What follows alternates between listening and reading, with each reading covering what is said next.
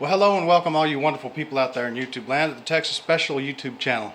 For this 2nd May 2026 O-Gauge product review, we're taking a look at this, albeit a little worse for the wear, Lionel number 6-2709 Scale Imco PS-2 covered hopper car.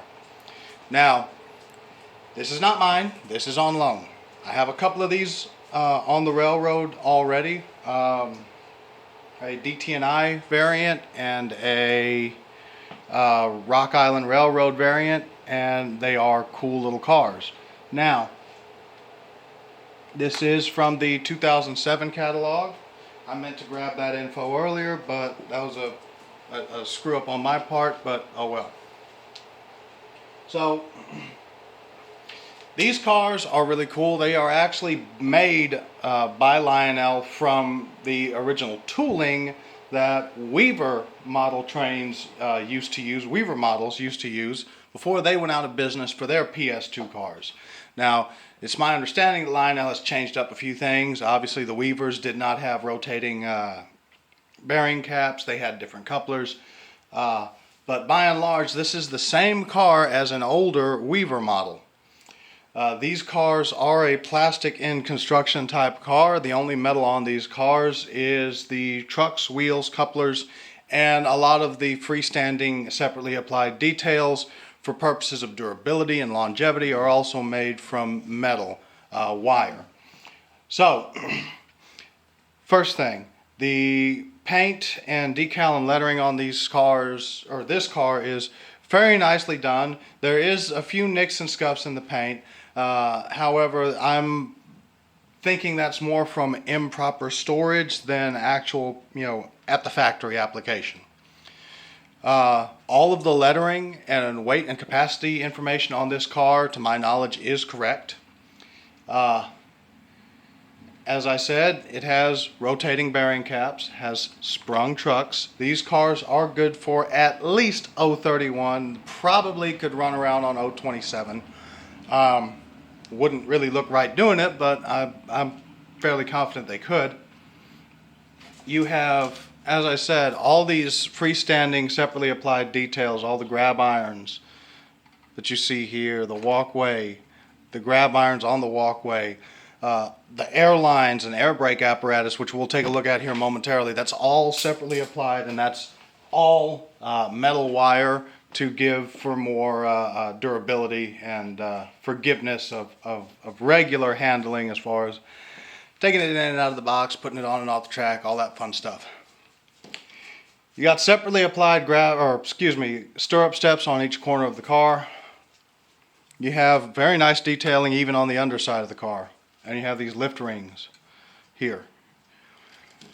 So, as promised, we will take a look at the B end of the car first, so y'all can take a look at the plethora of details Lionel threw on this thing.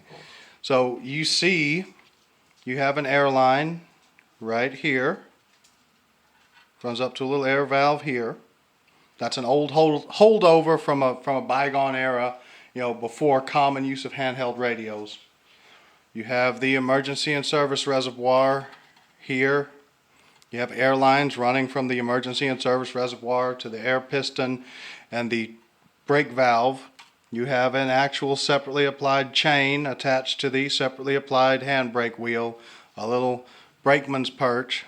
You have the correct rigging and whatnot.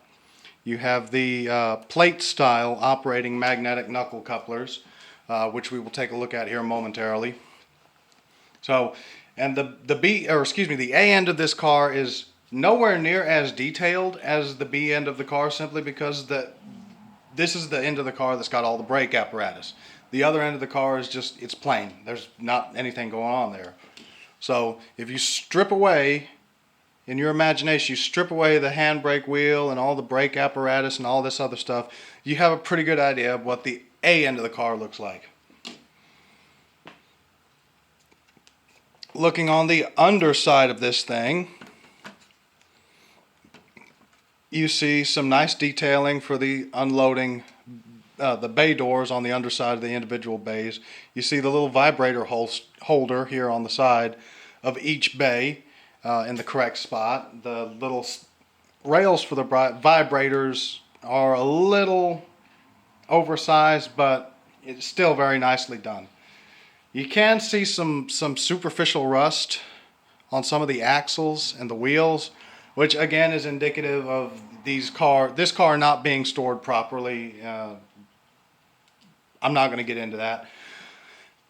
So I mentioned that this had the plate style operating magnetic knuckle couplers, and what that means is that instead of the thumbtack, this is more of a plate looking deal here. You can see this plate here.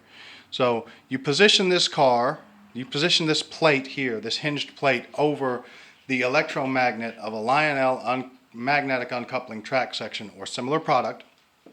You push the button to activate the track section, the electromagnet in the track section, and that causes this plate to pull down, which causes the knuckle to open.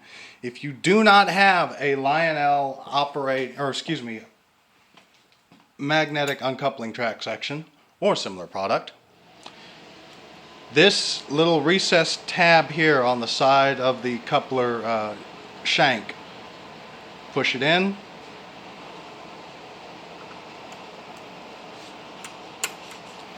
and that manually opens the coupler.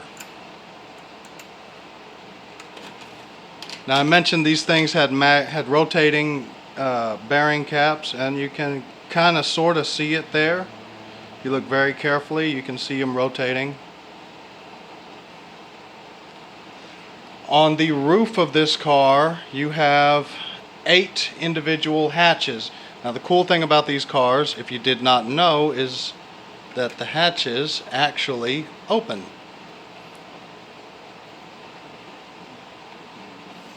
You have this separately applied metal see-through grate style walkway along the roof of the car with separately applied metal grab irons in the corners that correspond with the full height ladders on the side of the car. Now, as I said, for sure 031, possibly 027. We're going to run this guy around main number 2 on the South Texas Railroad with the Williams SP SD40-2, which the curves on main 2 at the time of this filming were 042. So we'll see how this guy does. I know for whatever reason this particular car does not like the switches on the modular railroad at the Texas Model Railroad Club. Don't know why. It does not like those fast track switches, but that's not a problem here on the South Texas Railroad. As you know, as of this filming, I do not yet have crossover installed.